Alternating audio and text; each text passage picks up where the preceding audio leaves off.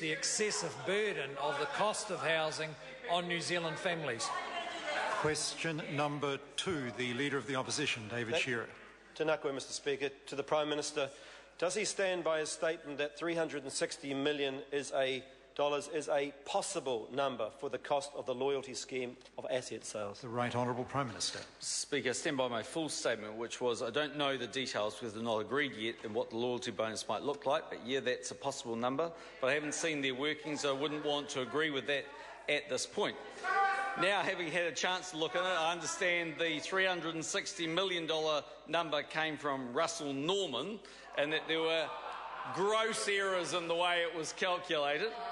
Officials are working through the details of the loyalty bonus for Mighty River, but even if there was a loyalty bonus across the entire program, the cost wouldn't be anywhere near $360 million, let alone the $500 million reported in the Herald today. The Leader of the Opposition. Speaker, given that yesterday he talked about a figure of less than half of $1.3 billion, he thought that the $360 million was a possible number, and today he's indicating $60 to $80 million. What is the actual figure, and will it change tomorrow?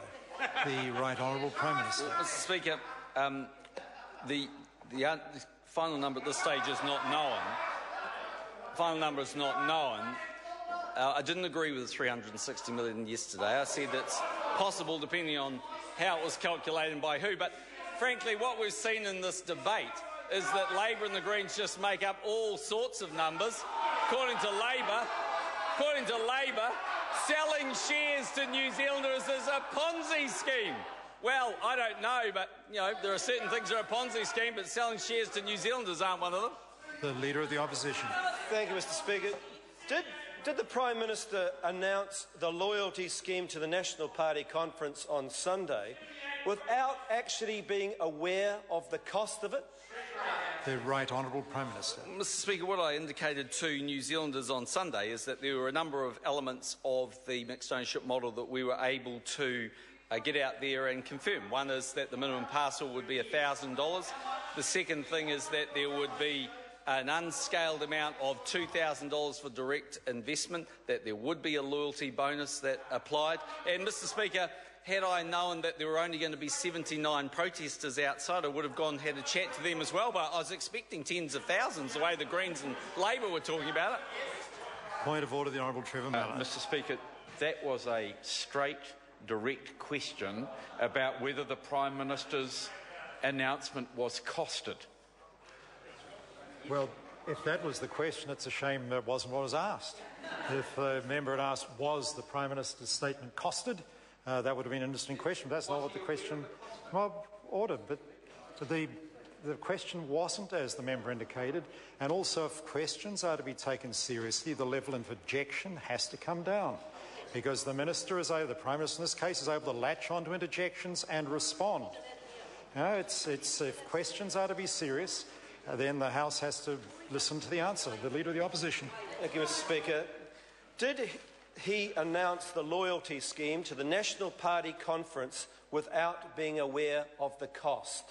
The Right Honourable Prime Minister. Mr Speaker, I announced the intention to have a loyalty scheme. I don't know the exact cost at this point.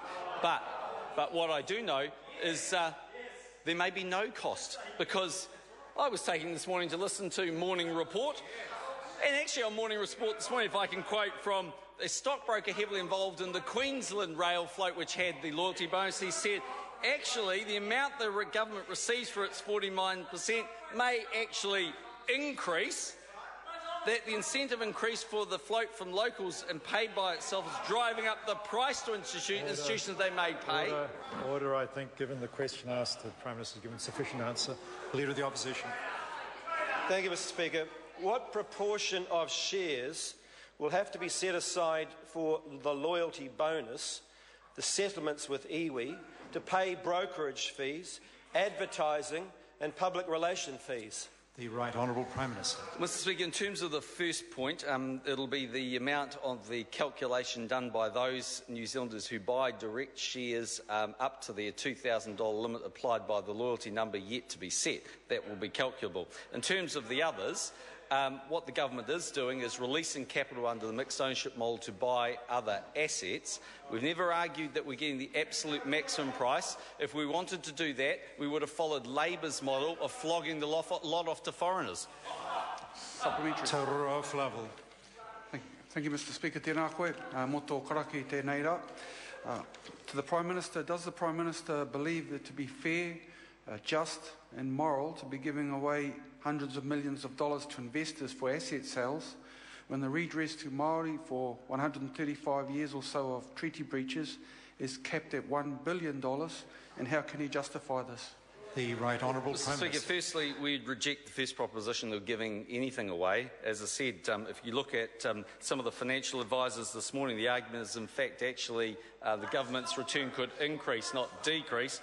Secondly, I just utterly strongly reject actually the notion that the treaty breaches will be capped at $1 billion. It's a 1995 number. As the member knows, there's the relativity clause and others, and I'd strongly suggest the number at the end will be considerably greater than that. The Leader of the Opposition. Thank you, Mr. Speaker. Will the money to pay for the Shearer loyalty scheme be coming from debt or from reduced funding available to schools and hospitals? The Right Honourable Prime Minister. Well, Mr. Speaker, the net proceeds from the mixed ownership model will be used to buy other assets for the development of New Zealand. So under a national government, $1 billion will be put into 21st century schools, and under Labour, nothing will be put in. Under national, $1 billion will be put into 21st century schools without debt. Under Labour... Order. I'm not sure that the answer is interesting, but I'm not sure it's actually an answer to the question asked. The question asked whether the cost of the scheme would be picked up through extra debt or reduction in spending on health and education, from memory, whereas the Prime Minister's answer talked about what the government planned to spend money on, and I'm not sure. So I bring the Prime Minister back to the question asked and ask him if he could focus on that. The Right Honourable Prime Minister. Well, there's a net proceeds number, and that net proceeds will go into schools. Question number 3, Barbara Stewart.